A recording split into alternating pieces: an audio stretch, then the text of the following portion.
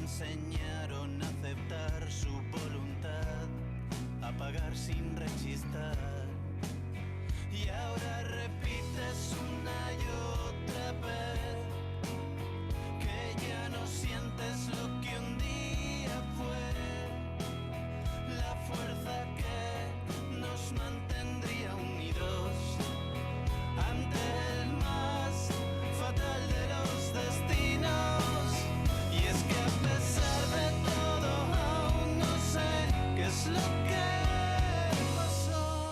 Si tú y yo éramos tan felices, si tú y yo éramos tan felices, si tú y yo éramos indestructibles, éramos indestructibles, éramos indestructibles,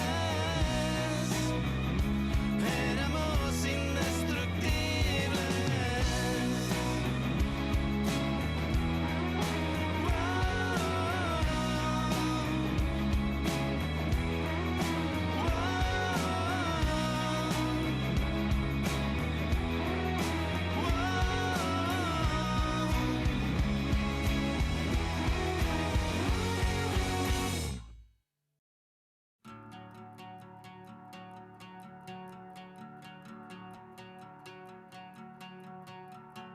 Get on your knees in the fire. You can leave it all in your mind. It's all in your mind. Calling the backseat a friend. It is really all in your mind. It's all in your mind. You look so tired of living like a cat, cat, cat, cat.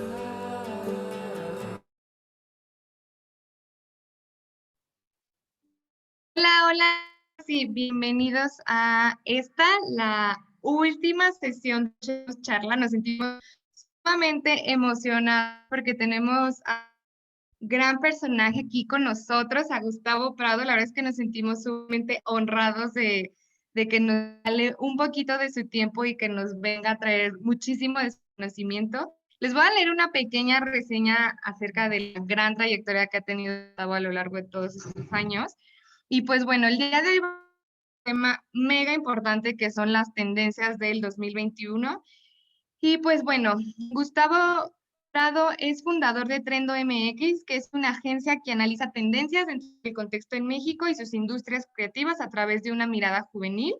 Además, él es experto asesorando a empresas y emprendedores, entendiendo la manera en la que en México la tecnología, la educación y el diseño crean nuevas oportunidades de negocio.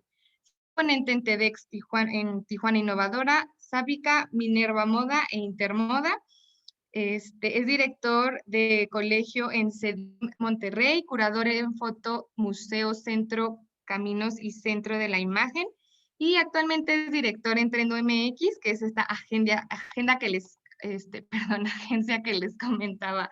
Gustavo, ¿cómo estás? ¿Cómo te va el martes? Bienvenido a Voy a entrar a Echemos Charla, llamada. nos sentimos mega contentos de tenerte acá. Hola, ¿cómo estás, Diana? Y hola a toda la gente que está aquí siendo irrazonable. ¿Ya se juntó el público? ¿Ya empezó?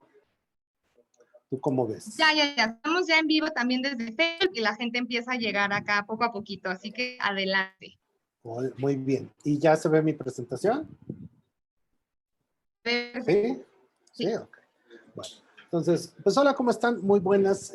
Yo les voy a estar hablando hoy acerca de tendencias.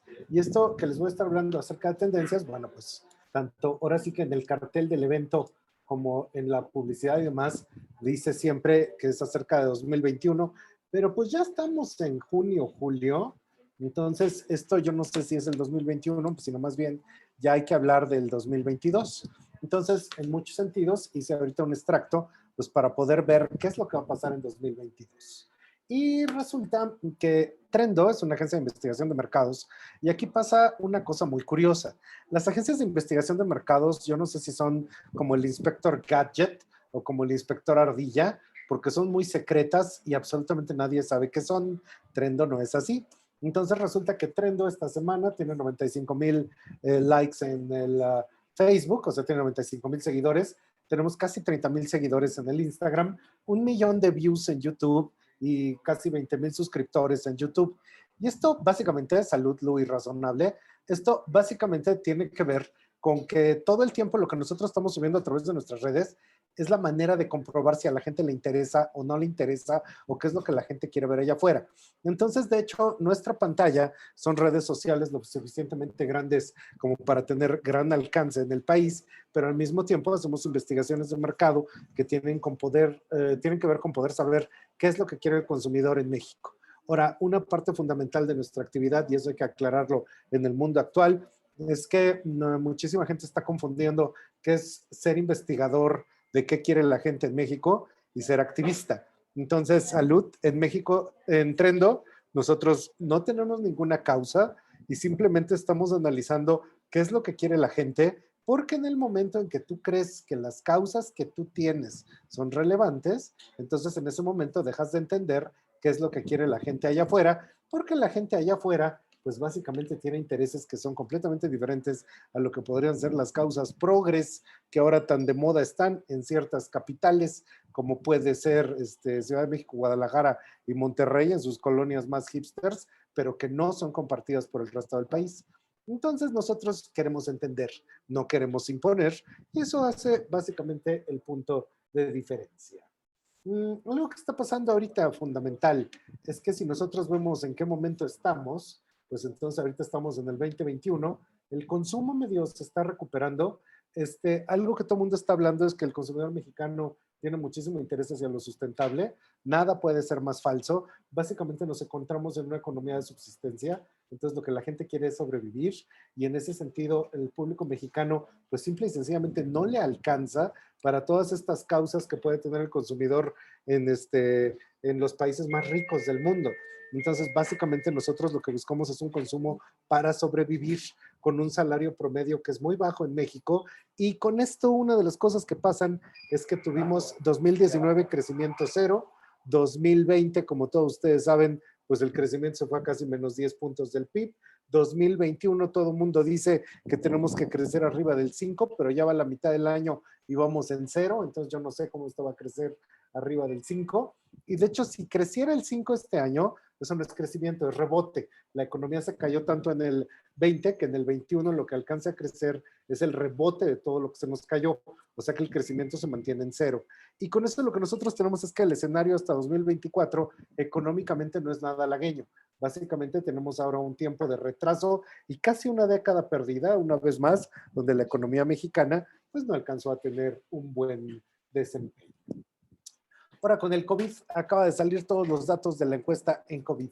Y resulta que con esto lo que se ve es que por lo menos el COVID afectó a 3 de cada 10 hogares en nuestro país. Resulta que el 45% de las familias que tuvieron COVID por lo menos gastaron entre 1,000 y 10,000 pesos, que aquellos de ustedes que estén muy acomodados dirán, eso no es nada, pero eso es un gasto apocalíptico para la gran mayoría de las familias del país. Resulta que el 2% de las familias tuvieron gastos arriba de los 100,000 pesos, lo cual te puede desgraciar la economía para siempre. Esto quiere decir que pases de ser clase media a ser pobre y debajo de la línea de pobreza. Y de hecho, las estrategias que la gente ha tomado respecto a la crisis, el 45% de la gente pidió prestado para marzo del 2021, el 32% empeñó o vendió sus cosas, por lo cual te deshiciste de las cositas que habías juntado toda tu vida. El 29% no paga deudas, igual que yo, millones de mexicanos nos fuimos al buró de crédito porque debo, no niego, pago, no tengo. Y básicamente las deudas crediticias pues simplemente son imposibles de seguirlas pagando en un escenario en el que están quebrando millones de pymes en todo el país. No pagar la renta o los servicios, el 28%, y pues básicamente esas fueron las estrategias que tuvo que tomar la gran familia mexicana. Hubo un crecimiento de la pobreza extrema. con lo cual ahora tenemos 62 millones de personas estaban en pobreza antes. O sea, tuvimos un crecimiento de 52 millones de personas en pobreza extrema a 67 millones de personas en pobreza extrema. Y los que eran de clase media se pasaron a clase baja y los que eran de clase alta se pasaron a clase media. De ese tamaño estuvo el golpazo. Entonces, ahorita, hoy mismo, a mediados del 2021, según datos del gobierno de México, tenemos una tasa de desocupación de arriba del 7%, casi el 10%, y esto en los meses así, pues que estuvieron la mera pandemia, se fue al cielo. Y de hecho, en la gráfica que ustedes están viendo a la derecha, sabemos que se perdieron 1.3 millones de empleos formales, 2.6 millones de empleos informales, 4 de cada 10 mexicanos recibieron apoyos, pero apoyos muy precarios. Y esto es básicamente en la base de la pirámide, esto es la gente más pobre del país. Y en la gráfica de abajo, una cosa que se ve es que el 70% de las clases sociales más bajas tuvieron mucho menor ingreso económico, solo el 4% ganó un poco más de dinero. En cambio, en las clases medias y altas, solo el 53% perdió ingresos y inclusive hubo un 12% que hasta empezó a ganar más dinero. Entonces, se vio muy impactado el nivel de vida y esto para ahorita, para estas fechas de mediados del año 2021, se está recuperando según la ANTAD, la Asociación Nacional de Tiendas Autodepartamentales y de Servicio, se está recuperando el consumo, bendito sea Dios. El índice de confianza del consumidor también está a punto de restablecerse a los niveles que tenía en 2019, después de la caída con el PIB. Y de hecho, todos los pronósticos es que la gente está volviendo a comprar. Aquí pasa una paradoja muy curiosa. De hecho, el propio gobierno nos dice que para qué quieres 2 pares de calzados y ya con uno estás bueno, pero si eso pasara, truena la industria del calzado de León, truena la industria del calzado de Guadalajara. O sea, básicamente que se detenga el consumo significa la destrucción total de la economía. Y de hecho eso es muy curioso porque hay como toda una actitud progre de que, ay, en México la gente consume mucho. No, bueno, los millonarios consumirán mucho, pero en México el promedio de sueldo son 7,300 pesos. 7,300 pesos para mantenerte a ti, tu esposa y tus 2 hijos. Y si tú crees que con 7,300 pesos se puede tener mucho consumo, y híjole, chido tu privilegio, rompe tu burbuja y vacía tu Starbucks Carmen Macchiato en el lavabo, porque eso es absolutamente falso. Si tú ganas 7,300 pesos, estás en una economía en la que a duras penas estás sobreviviendo. Pero pues eso no se dan cuenta. Por esto que está aquí. Esto resulta que se llama la gráfica Engelhardt y resulta que con esto se hacen estudios de actitud. Normalmente se aplica a cómo van los países, pero en este caso está aplicado a la sociedad mexicana en 4 cuadrantes posibles.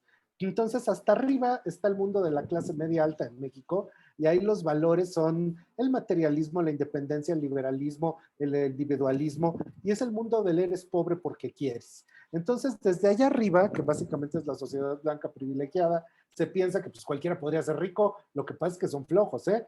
Y de hecho ahí tenemos a los influencers así como Pamalier, las películas como Nuevo Orden, la idea de que si te metes a una secta como la de Nexium, la vas a hacer chido. Ahí está todo eso del individualismo, los post-its, las técnicas de innovación, todas payasadas van ahí arriba. O sea, el creer que nada más con decidir que vas a hacerlo, lo puedes ser. Y pues básicamente ellos no entienden a los que están a la derecha. Los que están a la derecha en morado es la clase media media. Entonces aquí lo importante es la autoexpresión, el materialismo, son todos los ismos, feminismos, con su anticonsumo, todo ecologismo, especismo, todo eso está ahí porque lo que más importa es la idea de la propia identidad. Y entonces, de hecho, ahí si tú ves una serie, pues ves la más draga, y si tú ves una película, ves la de Ya no estoy aquí. Y aquí en este segmento, pues cuando es el día del M8, salen y rayan camiones, y los de arriba se enojan, pues ¿por qué están rayando camiones? Pues porque las están matando y es perfectamente legítimo, sí, pero lo que entiende el de arriba no lo entiende el de la derecha. Y curiosamente el de la derecha, que son las clases medias, gana súper poquito dinero. La clase media en México es un espejismo donde se gana solo 4 de cada 100 personas en México ganan más de 16,000 pesos. Entonces, eso ya es clase media acomodada, según el INEGI, y solo que tú ganes más de esos 4 que ganan más de 16,000 pesos, pues resulta que son los que creen que lo que importan son las causas, mientras el resto del país sabemos que lo que importa es sobrevivir, porque no tenemos tiempo de llevar causas, pues porque no estamos muriendo de hambre. La clase media baja, que está en la parte del triángulo azul, esto resulta, esta clase media baja gana por debajo de esa línea de flotación, gana al día. Y esto gana al día pues porque vende dulces o maneja una combi o lo que tú quieres y mandes. Ahí están los valores tradicionales de obediencia, respeto por la autoridad, religiosidad, orgullo nacional, peso de la familia, el sentimentalismo. Y ahí las series que se ven son La Rosa de Guadalupe y como dice el dicho. Y a la izquierda hay un triángulo negro, y que es un triángulo negro de un drama pavoroso, que son los por lo menos 50 millones de personas que estaban por debajo de la línea de la pobreza en el México de antes del COVID. Ahorita eso es lo que decíamos hace rato, estos ya son 60 millones. En ese triángulo negro no hay millennials, no hay generación Z, no hay me deprimo, no estoy buscando cómo expresar mi identidad, no es mi género, es fluido y todas esas cosas, porque debajo de esa línea de pobreza se sobrevive del día al día y no hay la menor posibilidad de que todas esas payasadas que pensamos en las clases medias impacten. Entonces, esto es fundamental para entender cuál es la realidad del país.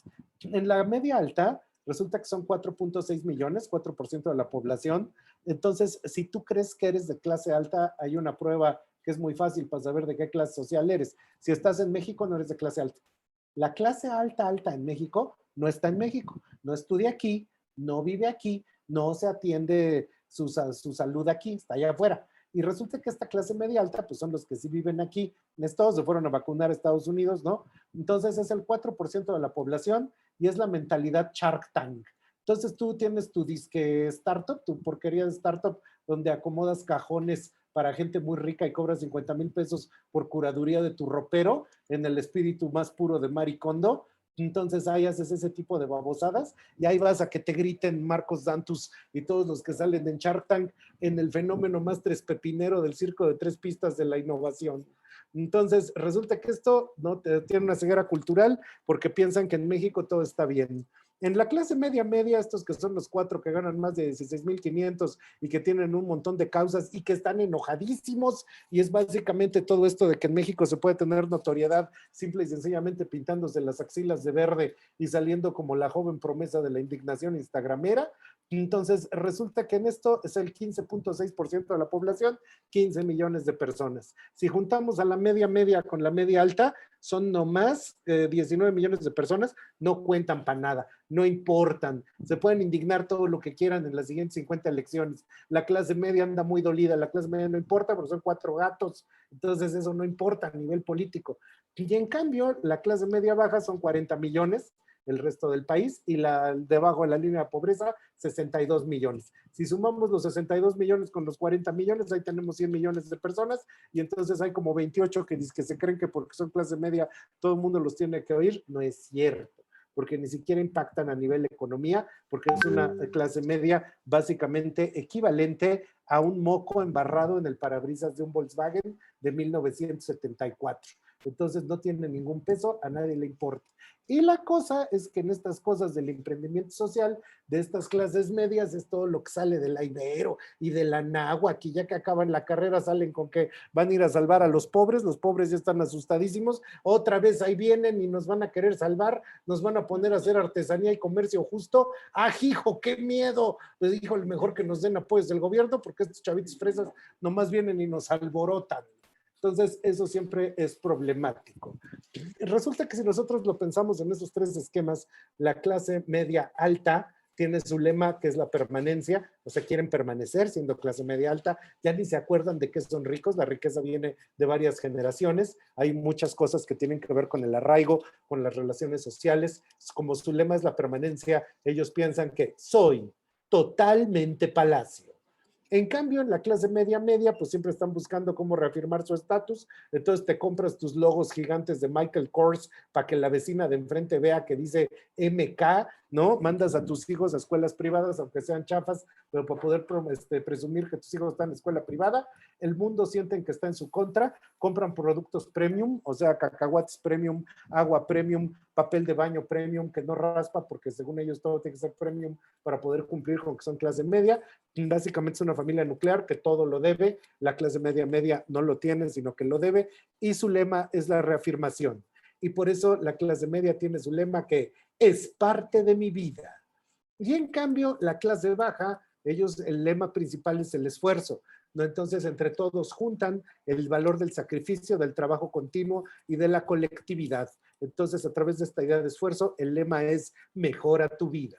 Y esto es muy curioso porque resulta que todos los influencers blancos, de esos que salen apoyando al Partido Verde, pues son de clases altas. Y entonces creen que todo el mundo quiere ser como ellos, cuando la clase media nomás no entiende, los ve aspiracionales, pero a la clase media baja ni le importan, porque en la clase media baja tenemos a genios como la MP3, que la MP3 es la verdadera influencia de la verdadera influencer de las clases populares en México, con todo un universo de cosas que allá arriba ni se entienden ni se mencionan.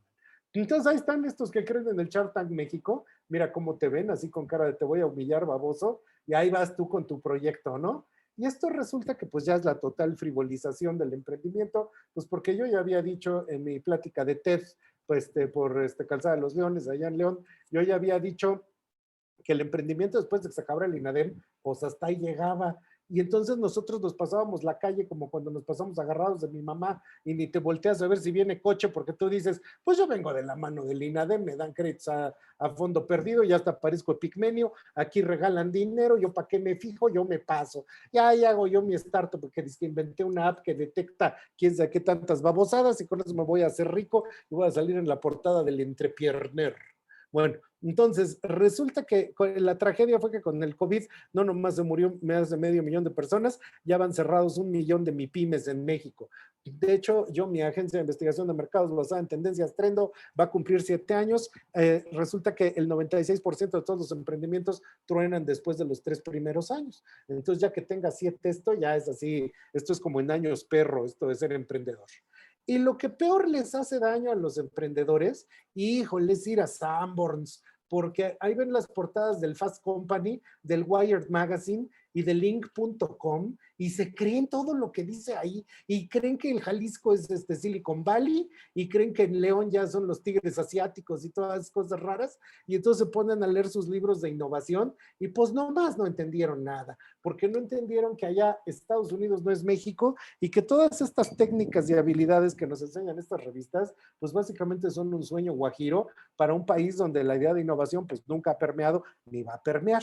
Y en este sentido, una cosa curiosa es que vas y tomas tu taller de innovación de 1 hora a la semana con tus post-its y te regresas a tu casa no innovadora, a través del camino no innovador, en tu ruta de combi no innovadora, con tu mamá no innovadora que hace comida de no innovación y con tu novio no innovador y con tu perro no innovador. ¿Y tú crees que estás innovando? Pues déjele que no, mijo. Así no funcionaba esto.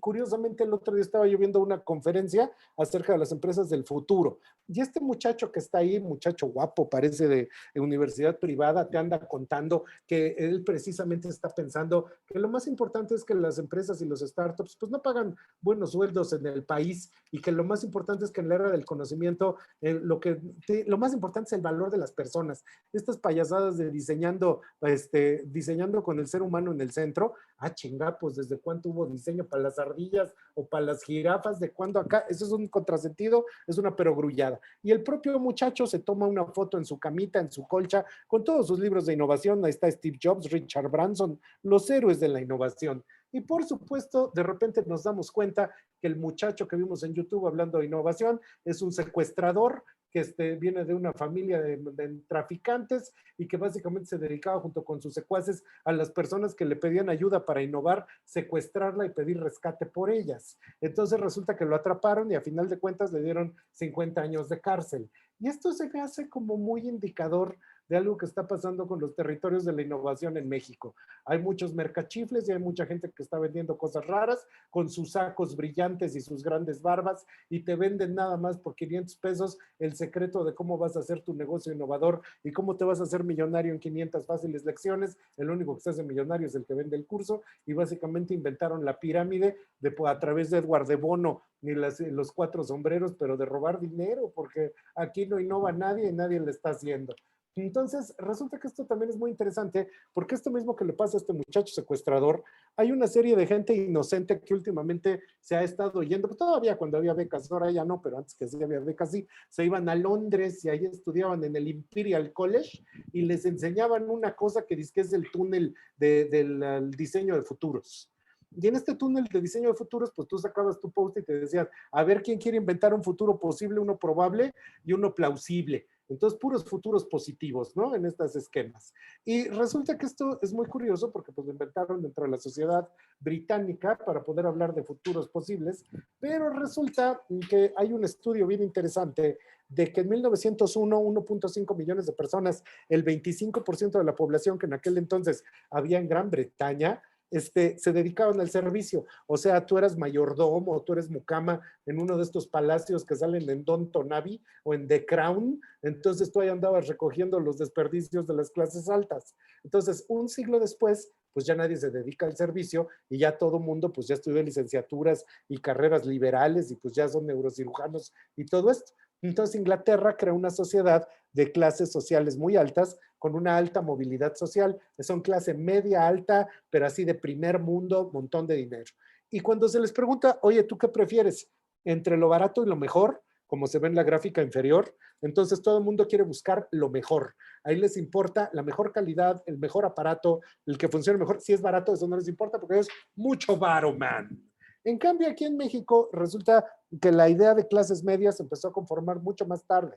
En Inglaterra y otros países empezó desde la Revolución Industrial, pero para México la Revolución Industrial llega después de la Revolución. Entonces, aquí en México nunca acabamos de conformar clases medias pudientes y cuando nosotros vemos la misma comparativa a partir de nuestros valores, en México todo el mundo busca barato y la calidad no, pues porque aquí nunca hubo clase media. Entonces resulta que en 100 años pasaron de una sociedad de sirvientes a una sociedad de entrepreneurs y ahí está el Richard Branson, el de Virgin, ¿no? Mucho varo, celulares, aviones, y naves espaciales, quién sabe qué tanto hace, ¿no? Y el de The X Factor, que también está ahí resonriente, el Simon Cowell, ¿no? Que te grita y no te deja ser artista, todas esas cosas. La señora esta maligna de la que escribió Harry Potter, que ya ven que luego se volvió mala porque se le metió un dementor. Bueno, y todos estos puro millonario, puro millonario. Entonces, ¿cuál es el salario promedio allá en Inglaterra? El salario promedio en Inglaterra es de 38,000 libras al mes. ¡Ay, ojón! Entonces resulta que eso hace que el salario promedio en Inglaterra, ahí nomás volteando hamburguesas, pero hamburguesas británicas, es de 1,083,000 pesos al año y mensual está en 90,000 pesos. Entonces, mira, si tú ganas 90,000 pesos al mes y yo te pregunto, ¿cuál es tu futuro posible? Pues, oiga usted, yo pues sí voy a tener un futuro. ¿Y cuál es tu futuro probable? Que me vaya re bien. ¿Y cuál es tu futuro plausible? Ah, hijo, pues casa propia, coche propio, lancha propia, montones de internet, zapatitos y ropa. Pues cómo no, si estás ganando así. En cambio, aquí en México, no, pues en 100 años no pudimos acabar de hacer clases medias de a de veras. El salario promedio real es 7,200 varitos, ni al año, esos son 86,000 pesos. Vamos a darnos cuenta a ver cuál es la diferencia. En México el salario anual es de 86,000, en Inglaterra es de 1,083,000. ¿Sí ven la leve diferencia? Entonces, resulta que aquí en México, como dices el libro, los de adelante corren mucho, los de atrás se quedarán.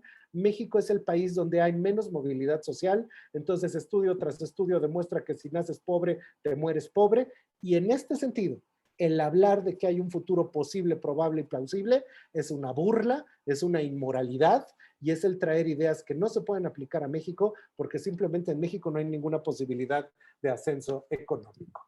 Estas gráficas, que de hecho esto lo está viendo el Colegio de México, está diciendo en qué proporción la gente que nace en cada uno de los quintiles permanece en esos quintiles. Entonces aquí lo que te demuestran es que si tú naces en el grupo 1, entonces hay un porcentaje que pasa al grupo 2, pero sigues estando debajo de la línea de pobreza. Y de la misma manera, si eres muy rico, por más menso que seas, no te caes hacia la pobreza. O sea, de verdad tendrías que hacer algo así, yo no sé qué cosa salvaje tendrías que hacer para acabar pidiendo limosnas y empezaste rico. O sea, que de repente todos tus alumnos, todos tus compañeros que tú ves en el TEC van a seguir siendo ricos 50 años después. Y toda la gente pobre a la que estás ayudando con tu emprendimiento social va a seguir siendo pobre 50 años después, porque son una serie de mecanismos que están puestos en la cultura y en la sociedad, que hace que la sociedad mexicana básicamente está en el coeficiente Gini, en esto que es la curva del Gran Gatsby, que es la posibilidad que tienes de nacer pobre y morirte rico. Entonces tú ves que los peores países que están en esta gráfica están México, Colombia, Brasil, Y de los, o sea, si estábamos comparando con Inglaterra, que ellos básicamente abrieron la puerta a esto que se llama estudios posthumanos, son estudios posthumanos porque están hablando después de las humanidades y son los gender studies, los queer studies, los future studies y todas esas cosas no aplican a México. Y entonces ahí tenemos un problema muy grande porque ahorita hay una verdadera invasión de todas estas ideologías. Entonces, ¿qué surge como opción para el México del futuro y particularmente para los jóvenes? Una de las cosas que nosotros ahorita tenemos es que hay toda una andanada de jóvenes que están teniendo un desempeño completamente diferente la generación Z de lo que tuvieron los millennials. Y en este sentido que la generación Z tiene un desempeño totalmente diferente a la que tuvo los millennials, ellos, por ejemplo, son muchachos que tienen 16, 17 años, la Domelipa, que es de las que salen en el TikTok, ¿no? Y todos estos personajes que están en la música y que básicamente ahorita a los 18 años pues están teniendo un interés gigantesco por parte de todo el mundo y se han vuelto verdaderamente en estrellas. Y aquí lo curioso es que es la gente muy joven se está lanzando a hacer cosas, pero a diferencia de los millennials son mucho menos idealistas y básicamente están armando negocios que están anclados en el tema de lo digital y a partir de ello están atendiendo pues a sus propias generaciones. Algo que yo siempre digo es que curiosamente en México ser joven ya es ser comunidad marginada, porque las oportunidades para los jóvenes siempre son muy difíciles. Entonces, el que de repente, por ejemplo, Noise Mag o Scarlett Bailey, que es de estas ilustradoras que se vuelven grafiteras y tienen todo un universo de cosas para vender, pues esto está abriendo la puerta a otro tipo de negocios.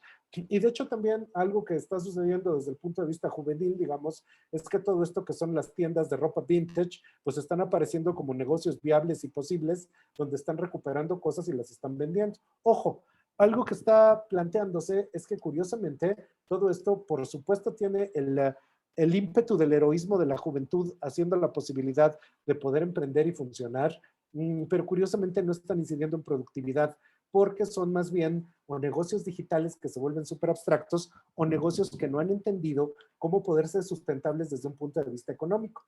De hecho, por ejemplo, en todo este tema de la ropa de segunda, lo que nosotros tenemos es que en las clases más altas le llaman economía circular, en las clases hipsterizadas le llaman la ropa de paca y en las clases más bajas, esto es un negocio que a mí me fascina, este muchacho que ustedes ven ahí, José Luis Reyes, fundó la tienda Estrenón, que funciona particularmente en el Bajío y en Guadalajara, y lo que hacen es que compran ropa de las clases medias y la venden a la base de la pirámide a precios extraordinariamente bajos, 50, 40, 70 pesos, pero han entendido cómo hacerlo a tal escala que se vuelve un negocio funcional con múltiples sucursales. Entonces, ahí hay una idea de cómo de repente sí está funcionando en el sentido de que entienden el contexto, entienden la realidad y entienden cómo hacer un negocio que se pueda levantar a sí mismo y pues ser sustentable.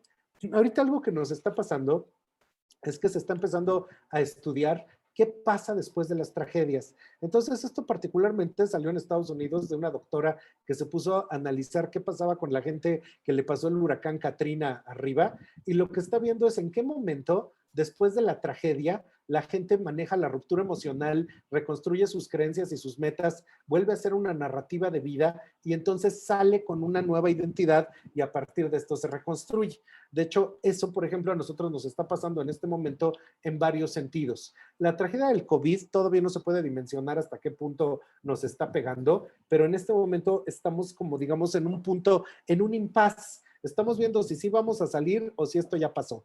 Básicamente todo el mundo tiene un hartazgo de los temas de COVID, pero por ejemplo en Estados Unidos ya están de plano en un nuevo comienzo, en una reconstrucción. Esto a nosotros nos va a llegar tarde, nos va a llegar hacia finales del sexenio, pero básicamente urge un replanteamiento de narrativas que por el momento en México no se puede dar porque esto que ustedes están viendo ahí es una gráfica de qué porcentaje de la población en México vive con menos de $10 al día.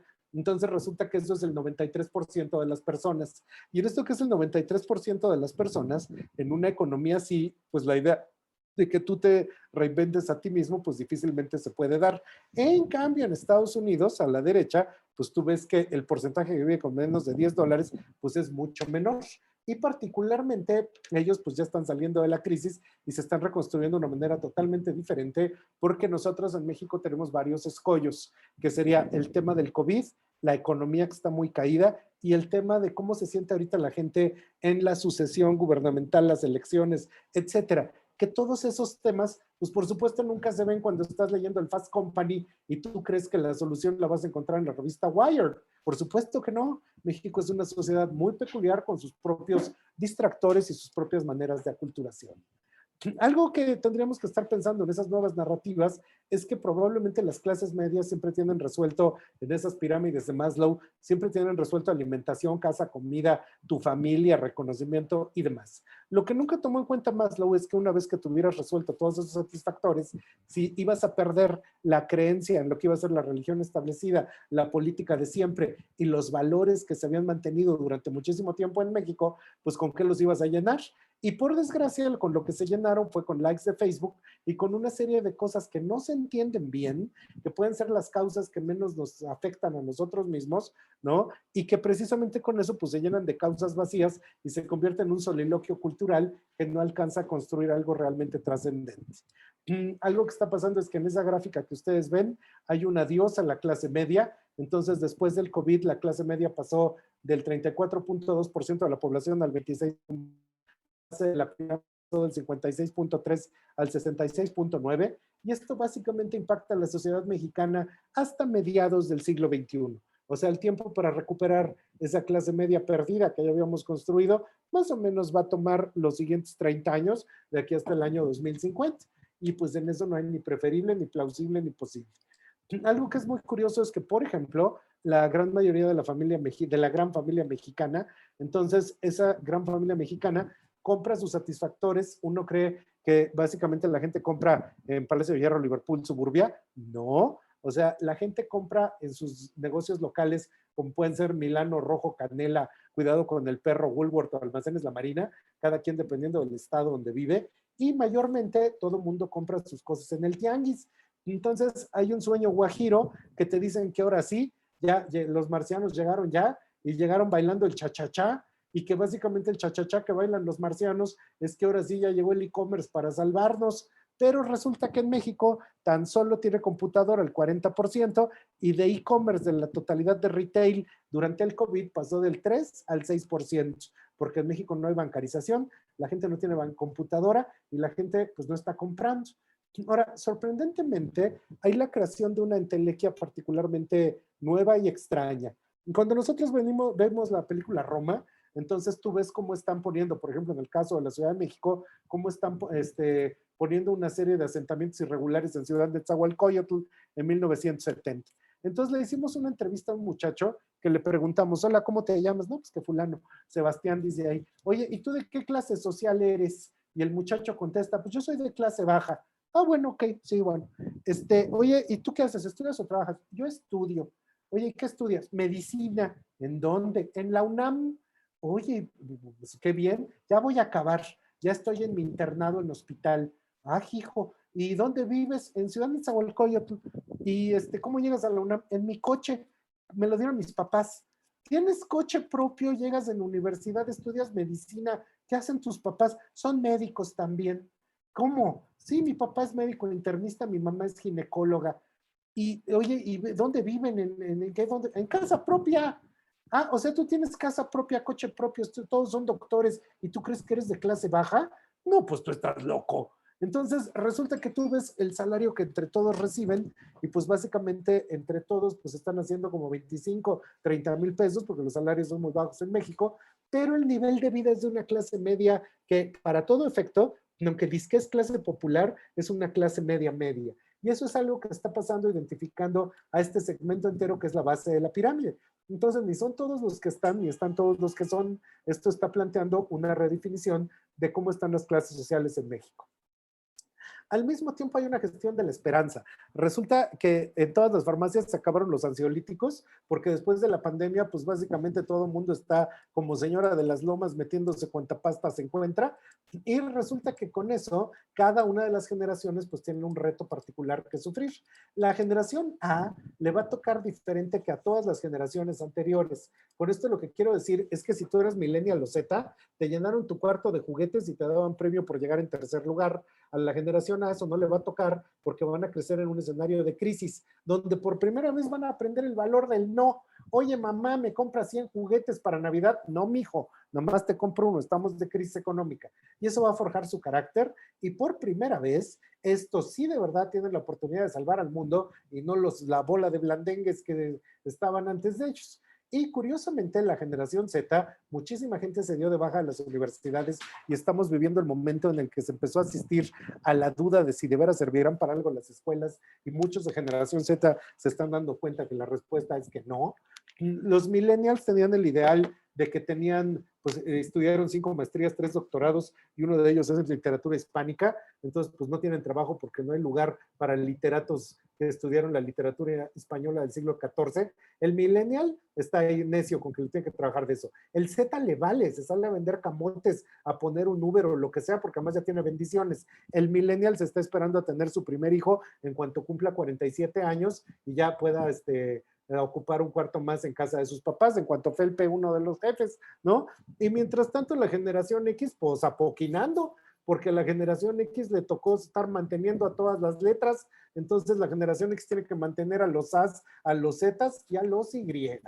Y en ese sentido, resulta que en la sociedad mexicana del año 2021 estamos con una conformación en la que los que están manteniendo a todos es la generación Z y la generación X, y los que se le están viendo negras es la generación A, todos los millennials y la generación boomer, los viejitos. Resulta que pasa un fenómeno muy curioso. Ahorita en 2021, los millennials en su parte más alta ya tienen 41, 42 años.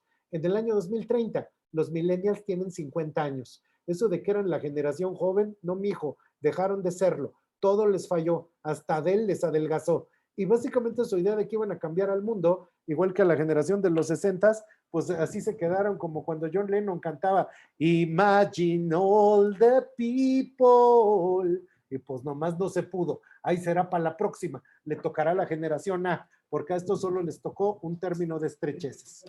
Hay una cuestión muy curiosa de cómo todo está evolucionando. Entonces, de hecho, para el año 2030, los millennials ya tienen 50. Yo soy generación X. Entonces, yo para el año 2040, pues yo ya me morí, ¿no? Y en cambio los boomers para 2030 pues ya están falleciendo, pero esto está hablando de que muchísimas cosas que todavía dicen que están en transición, pues en transición será según tú y los que lean Wired, porque en realidad los libros ya fueron, la idea de la educación como la conocíamos ya fue, el cine no va a volver como lo entendíamos, el teatro tampoco, y muy probablemente la educación tampoco. O sea, de hecho, esta evolución progresiva está planteando una serie de cambios radicales en un escenario en el que tampoco va a cambiar nada, lo cual parece una paradoja, pero eso va a ser el resultado del COVID. Va a haber cosas que sí tronaron, porque de por sí ya no aguantaban, pero en esencia todo va a seguir siendo exactamente igual. O sea, va a seguir habiendo consumo, va a seguir haciendo todo. Para el año 2020, esto es parte de una serie de ideas que estamos trabajando en Trendo. Para el año 2020 nosotros dijimos que la palabra del año era woke. Entonces, esto de woke, ya ven que cualquier cosa que digas te cancelan y de todo mundo se enoja, pues porque no tienen nada que hacer, porque son clases medias que ganan más de 16,000 pesos y nada más trabajan en las agencias perdiendo el tiempo, pero pues en realidad no, eso no es trabajo. Bueno, entonces, para el año 2021 la palabra del año fue sobrevivir. Para el año 2022, algo que siempre nos ha pasado con la palabra del año es que woke sí fue adelantarnos a algo que se iba a volver un término común. El 2021, si tú no te diste cuenta que este fue el año de staying alive, staying alive.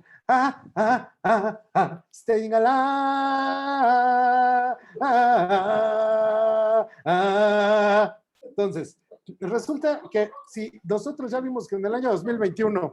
Buenos días, señora. Venimos a instalar su detector. Ah, sí, sí, pasen, adelante, lo estoy esperando. Eso que ustedes están viendo... ¿Y esto cómo funciona? El dispositivo se activa cada vez que detecta la desigualdad. Los expedientes secretos OKIs, llegan Mulder y Scully y te ponen un detector de desigualdad. Cada vez que el papá hace que la mamá lave o lo que sea, hay desigualdad y entonces suena una alarma de woke, de political correctness. Suena muy bonito tu anuncio de Quesos La Villita haciendo esto. El único problema es que Quesos La Villita, según la Procuraduría Federal del Consumidor, es una de las marcas que exhibieron porque no es queso, es una mezcla de almidón, grasa vegetal y agua coagulado. O sea, tu queso miente, pero tu queso te obliga a portarte de una manera políticamente correcta. O sea, por favor, por lo menos que me lo diga un queso que sí está hecho de leche, ¿no? No un queso que está hecho de cochambre. Bueno, y esto que ustedes están viendo arriba a la derecha, Pues ustedes van a decir, ¿y ahora eso qué es? Ah, pues son unas plantas de diseñadores mexicanos que se llaman los maceteros Francis. Miren, quédense les viento. Ahora, el macetero Francis está hecho como un tributo a la actriz y vedette mexicana que visibilizó en México a la comunidad transvesti, transexual y transgénero, el show de Francis. Ahora, ve la maceta y ve a Francis abajo. Y si Francis se da cuenta que le hacen un homenaje con una maceta tan sosa, básicamente Francis diría, óigame, no, váyanle a hacer un homenaje a Luis Miguel con esa maceta, porque yo estaba más divertida, era más interesante y era más contestataria. Entonces resulta que ahora todo ya se llenó de esos mensajes wokes, que básicamente no dicen nada, a nadie le importan y a nadie le interesan. ¿Cuál es la palabra entonces para el año 2022? La palabra para el año 2022 es desmadre. Y en esto de que es desmadre, estamos hartos de estar en cuarentena, estamos hartos de estarnos cuidando porque de todo nos cancelan, estamos hartos de todo. Y en eso que estamos hartos de todo, esa portada de la revista Alarma es la de Avándaro. Y ahí decía, encueramiento, marihuaniza, degenere sexual, mugre, pelo, sangre y muerte. Y básicamente esa es un poco la actitud que viene en el 2022. Es una actitud de hartazgo que todos ya tenemos y es que básicamente es ya basta. Si no me creen, nomás métanse 10 minutos a Twitter y a ver si no les roza una piedra con sangre, porque en Twitter todo el mundo está verdaderamente en el deschongue. Dale a un hombre una máscara y te dirá la verdad. Y esto también está pasando con que en ese sentido, acostumbrados a estar ahora enmascarados, descubrimos que podíamos decir la verdad de quiénes éramos y de qué queríamos. De hecho, hay varias cosas que no van a prosperar. Todo el mundo cree que ahora sí el home office llegó para quedarse. Eso le gusta solo a la gente que no le gustaba trabajar porque no va a ser cierto. Pero claro, hubo muchísimos casos de millennials que los cacharon de sus empresas que dizque estaban en el home office, pero de plano se mudaron a Playa del Carmen o a Tulum y ahí estaban que dizque trabajando pero compartiendo su vida de playa. Una de las ideales que hay ahorita sería como de poder compaginar el tiempo libre y el descanso con lo que sería el trabajo, pero no va a pasar porque resulta que eso básicamente tiene un severo problema de irrealidad. Cuando nosotros pensamos una idea en el tiempo que no le toca, entonces, por ejemplo, la energía nuclear que se inventó en los años 60 durante la Guerra Fría, pues la gente tenía muchísimo miedo de la guerra, entonces tiene muy mala reputación. Si la energía nuclear se hubiera inventado ahorita, probablemente sería una opción mucho más limpia contra el petróleo y la gente no le tendría tanto miedo porque estaría desprovista de toda esta cuestión del enfrentamiento entre el mundo ruso y el mundo americano. Pero como no llegó en un momento exacto, pues no le tocó su idea. Estamos hablando ahorita de algo que sí va a pasar, que es el fin de la educación. Y la educación básicamente no acaba porque hayamos encontrado algo mejor, sino porque todo el mundo está bien confundido en que dice que ahora quieren que los formatos universitarios se sigan haciendo a través de las pantallas, cuando esto es muy interesante como reflexión, pero en realidad no es un formato en el que tú puedas aprender de la manera como era antes de ir a un salón y estar oyendo una experiencia y compartir a través de esa experiencia una forma de hacer las cosas y entonces encontrar un aprendizaje. Desde el jardín de Academos en la Atenas clásica, la idea de poder aprender se tiene que hacer con un tutor y en vivo, porque es la manera no en la que trasladamos conocimiento, sino que aprendemos cuestiones emocionales y cuestiones de roce de unos con los otros. Entonces, ahorita todo el mundo está desmantelando sus programas, particularmente la Ibero hizo una cosa muy rara, hay un lobito, este lobito se llama Iñaki, y yo pregunté, oiga, ¿y por qué se llama Iñaki el lobito? Porque es un personaje influencer de redes sociales y resulta que se llama Iñaki porque este lobito es el nuevo Ignacio de Loyola, fundador de la orden. Entonces lo volvieron un lobito hipster y resulta que ahora las universidades se convierten en misiones porque desde el cuarto semestre, en vez de que yo te enseñe qué tienes tú que hacer en tu carrera, se van a misiones para darse cuenta de la realidad. Mijo, si en cuarto semestre apenas te vas a dar cuenta de la realidad, date de baja y básicamente aviéntate por la ventana porque ya no entendiste nada y ya no hay tiempo a que lo entiendas. Mientras tanto, al mismo tiempo están sucediendo cosas muy extrañas. Esto, por ejemplo, que ustedes ven aquí, es una app que se llama Super Prof. Tú te levantas sudado a las 4 de la mañana y dices, ay, necesito que alguien me venga a dar clases de humanidades, cultura, arte y comunicación fácil y dinámico en León, Guanajuato. Entonces rápido lo pides por tu app y llega inmediatamente a darte clases a las 3 de la mañana de filosofía y humanidades. Como idea suena chistoso. Ahora que en la práctica alguien tenga esta necesidad imperiosa de unas clases de historia, pues difícilmente, ¿eh? Y esto además se está dando en un telón de fondo donde si la educación ahorita está tronando por este embate de lo digital y eventualmente los millonarísimos seguirán pagando por clases físicas en escuelas donde los niños enloden, Resulta que en los años 80 pues había museos y galerías y la gente quería estudiar arte.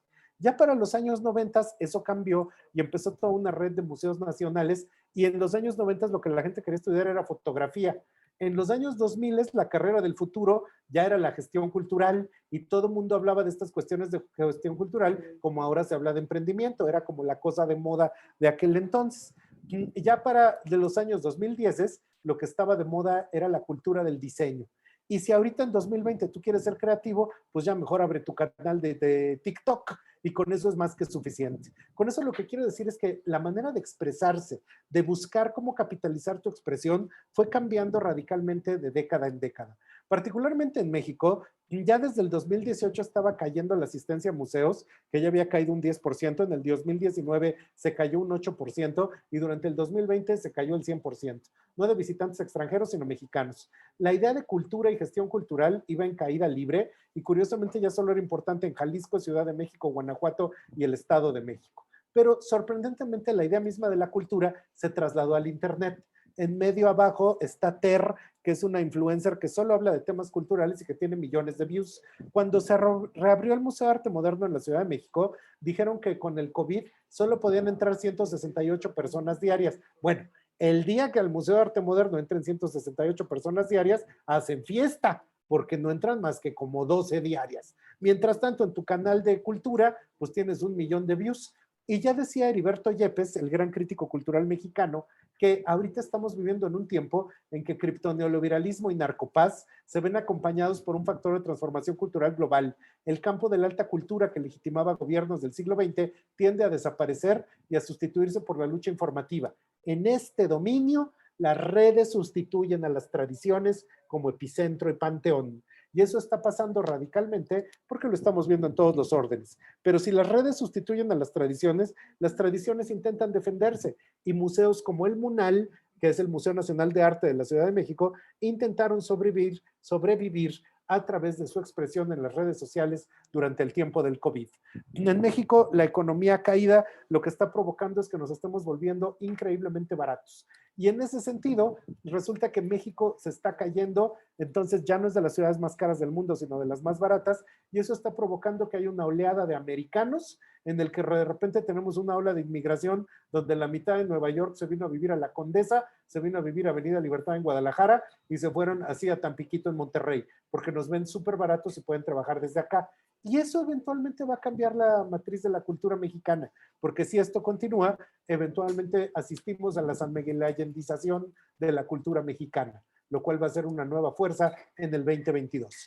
Ya lo veíamos venir, Mad Max sucede en el 2021 y estamos viendo que en México la gente vive de vender coches usados, el nuevo emprendimiento que es un unicornio, kayak, esta cosa que es de vender coches de medios chiles, la falta de agua se está convirtiendo en una fuerza universal y básicamente la gente en vez de tener emprendimientos reales, pues vende ropa de segunda mano, pone negocios de tatuaje y todo esto tiene que ver con una economía en la que básicamente es una economía de sobrevivencia. Dice la unidad de inteligencia financiera de BBVA que lo que antes pasaba, como salir a beber un trago, cenar en locales de comida rápida, ir al gimnasio, ir a salones de belleza, pues ahora va a ser compras en online, pagos digitales, e-learning, hágame usted el favor, e-learning y teletrabajo, lo cual suena re bonito, pero ya les había yo dicho, solo el 40% de los mexicanos tiene computadora. Entonces al 60% lo dejamos fuera y pues no van a entrar a estas perspectivas que no son ninguna perspectiva de futuro, son locuras de gente bien intencionada que quiere un futuro probable, posible, plausible y que no se da cuenta que mejor se debería dedicar a cortarse las uñas porque eso no va a pasar nunca. Entonces, resulta que además estamos súper atrasados en el tema de las vacunas. Si ustedes, como estoy viendo en la cámara, tienen como 22 años, la vacuna en México les va a tocar por ahí del año 2023. Mientras tanto, todo el que pudo se fue a vacunar ahí a McAllen, ¿no? Se pasó de Matamoros a McAllen para comprar ropa de paca y ponerse una vacuna, aunque fuera de las chafas, porque de hecho lo intentaron todas las clases medias y lo siguen intentando para salvar su vida. Y con eso lo que vemos es que hay una historia de dos ciudades. Por un lado, Estados Unidos súper boyante, ya hasta estaban vacunando a los gorilas del zoológico de San Diego, y en cambio aquí en México, una economía que va en caída, hasta el metro se nos cae, y pues básicamente no hay esperanza de que esa economía se componga. La última vez que hubo una crisis de este tamaño fueron los años 70, donde en esos años 70 se caracterizó por toda una serie de influencias en las que empezó la gran fiesta, esta idea de desmadre que les dije. No es casual que ahorita en todo el planeta hay estas tendencias de los años 70 que básicamente están hablando de la necesidad de replantearnos y podernos deschongar para buscar otro tipo de experiencias. Hay cosas que son muy curiosas. Todo el mundo habla de que hay sobreconsumo en México. Eso no es cierto. La gente en México no tiene dinero para sobreconsumir. Y que esto, por ejemplo, en los negocios de segunda, siempre te dicen que la moda va a destruir al mundo. Es falso. Resulta que dicen que la moda al año gasta 70 millones de barriles de petróleo para hacer todas las fibras artificiales que se venden. Suena horrible hasta que te enteras que en el planeta se venden 100 millones de barriles de petróleo diarios. O sea que para hacer toda la ropa de plástico que se hace en el mundo se utilizan 17 horas de petróleo. O sea, es irrelevante, pero la gente está como muy enojada contra el consumo y la gente tiene muchas histerias donde lo que quisiera es ver que nadie consumiera y no se están dando cuenta que la verdadera opción de México es la tianguización y la informalidad. Entonces, por ejemplo, México es el 9º país más dinámico en el mercado de lujo. Estos son marcas de súper lujo con un volumen total de 4,000 millones de dólares, cacahuates. Y en cambio, la moda pirata que venden en tianguis, los jeans y los calzones que dicen Victoria's Secret, pero fueron hechos en Malinalco. Entonces, esa es la moda pirata que vale 75 mil millones de dólares. Eso sí es negocio. Entonces, cuando uno entiende esa escala, uno entiende que estábamos viendo mal las cosas. Una cosa que va a suceder es que estamos a punto de que pase la singularidad, cuando las máquinas cobren conciencia y básicamente cambien la historia de la humanidad. Pero para que pase la singularidad, primero va a pasar la anomalía. Resulta que ahorita en TikTok hay una teoría muy seria de que toda la realidad es falsa. Y esto toda la generación Z se lo cree. O sea, por eso también hay este meme de si estornuda un viajero en el tiempo, todo cambia y yo resulta que no soy calvo ni estoy gordo, que estornude más seguido el viajero del tiempo. Pero resulta que esto de la anomalía es algo que está pasando ahorita en este mismo momento. Nosotros, la generación X, que somos la generación de concreto, tenemos la seguridad de que el eje de la vida es el sufrimiento, que lo que tuvimos que sufrir por ello. Los millennials no lo creen y básicamente esa es la anomalía, el creer que se puede evitar el sufrimiento en el mundo, lo cual está detrás de por qué no comen carne y por qué tienen tantas causas. De hecho, han aparecido miles de estos pequeños cómics que te dicen, no te sacrifiques en tu trabajo, tus amigos valen más, mejor vete a Maruata, no te esfuerces, no hagas cosas que te causan tanto problema, mejor toma chelas. Y esta anomalía, esto creer que el sufrimiento no existe, básicamente es lo que les está haciendo perder el eje de la realidad. Pensar en su positivo ni sube el sueldo ni quita carga de trabajo, porque el mindfulness nos está llevando a resultados equivocados. Y acaba de aparecer este artículo en The Atlantic, que en este mismo momento, saliendo de la pandemia, millones de personas que les dicen, tienes que volver a trabajar a la oficina, renuncian, porque ellos querían home office para siempre. Se dejó de entender realmente cuál era el lugar de estas tradiciones del trabajo que habían existido durante miles de años. Y ustedes me van a ver y van a decir, pues no, que ve el futuro, ya no entiende lo que está pasando ahora. No, chavos, lo que está pasando es lo siguiente. A esta generación no le gusta la cerveza, por eso surgió el hard seltzer, pero la cerveza existe desde 25,000 años antes de Jesucristo. No es posible que desaparezca porque en este momento a 10 millennials no les gusta. Lo mismo va a pasar con muchas cuestiones como el trabajo y como la educación. No porque ahorita hay tantita tecnología, van a cambiar tradiciones y formas de aculturación que tenían decenas de miles de años en nuestra especie. Ese es el asunto, son algunas de las direcciones que estamos viendo para el 2022 y resulta que este es el maravilloso equipo Trendo que trabaja para llevárselas a ustedes y hacerlo realidad, donde los únicos es X somos yo, Angelina, Tere y todos los demás son generación Z porque básicamente si tú quieres ver el futuro, velo a través de los ojos de los jóvenes y esa será la única manera de saber qué es lo que va a pasar. Ese es el asunto, son 17:55 y si alguno de ustedes tiene una pregunta que no nos tome más de 4 minutos, con todo gusto intentamos contestárselas. ¿Viene de ahí? Wow, perfecto, Gustavo. Muchísimas gracias. Como bien dices, si tienen alguna pregunta, pueden quitarse mute, pueden levantar la mano o pueden mandarla acá en el chat. Igual si nos ven desde Facebook, si la mandan de voladísima, solo tenemos oportunidad para una, máximo 2. Wow, Gustavo, creo que nos dejaste a todos con la cabeza, dando 1000 vueltas y también con unas buenas pedradas, sobre todo a los que somos también generación Z, pero wow, o sea, qué interesante todo, de verdad. Ojalá. Este, Eh, Gustavo, ¿tú cómo crees que se verá la educación en el futuro? O sea, bueno, me quedo pensando en lo que decías ahorita, de que va a haber como algunos cambios con la tecnología, pero en algún punto regresará a lo que ya es tradición de hace miles de años. ¿Pero tú Claro. crees que realmente haya un cambio como fuerte en cómo es la educación hoy en día? Van a regar el tepache de una manera pavorosa en el siguiente año y en el siguiente par de años con los formatos educativos. La gente muy rica, en cuanto esto sea posible, van a volver a sus Montessoris, donde tienen atención personalizada de la educadora y todas estas cosas en vivo todo el tiempo. Pero ya desde hace como 5 o 7 años, algo que sabíamos es que las mamás desobligadas que no atendían a sus hijos y nomás los dejaban aventados, se compraban una tablet, le ponían YouTube y órale, ahí te va el pollito pío, chamaco. Ya estaba el pobre en su cuna de 6 meses viendo el pollito pío, el pollito pío, el pollito pío y el osito gominola. ¿Eso es educación? No. O sea, de hecho, algo que descubrimos ahorita en la pandemia es el fenómeno de la mamá neandertal. Desde las cavernas no les había tocado tenerse que quedar encerradas en su cueva con su chamaco. Semana 1 de pandemia era vegano, papilla de vegetales orgánicos, no sé qué. Cuarto mes de la pandemia ya era de ten un Duvalín y cállate, porque con tal de que te calles te doy cuanta golosina quieras, ya no te soporto.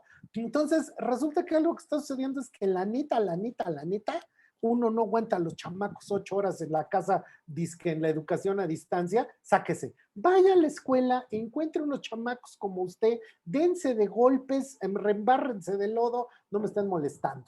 Entonces, verdaderamente la idea de paternidad, maternidad, educación, estaba estructurada a partir, no, es que no había tecnología. Mira, puede haber toda la tecnología que quieras, pero la gente va a seguir teniendo a sus hijos, con su cuerpo, la gente va a seguir amamantando, la gente va a seguir con toda una serie de cuestiones que han sucedido así desde siempre.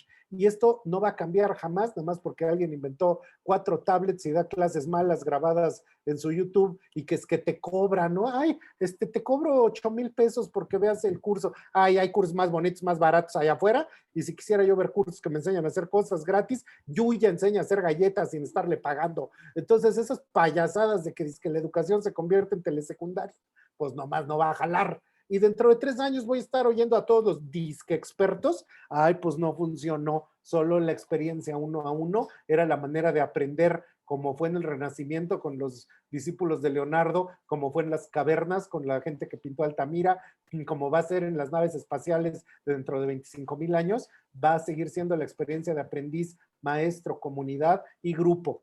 Que esto, por desgracia, sí estamos en una versión virtual y esto básicamente es el equivalente a que me vean en tele. O sea, no los voy a revisar, no sé qué están haciendo, no tengo interacción. O sea, es de a mentiras. Es el ejemplo de siempre. Uno puede ver porno en internet, sí, pero no se compara a la experiencia real.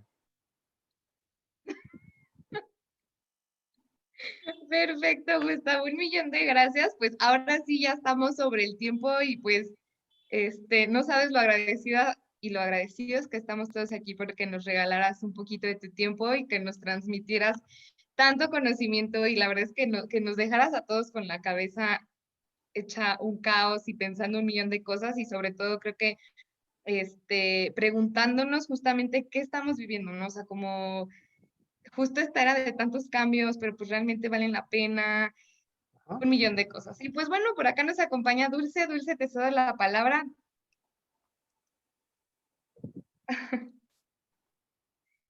Ay, a ver. Perdón. Ya, listo, ya puedes. El mute. Muchísimas gracias, Diana.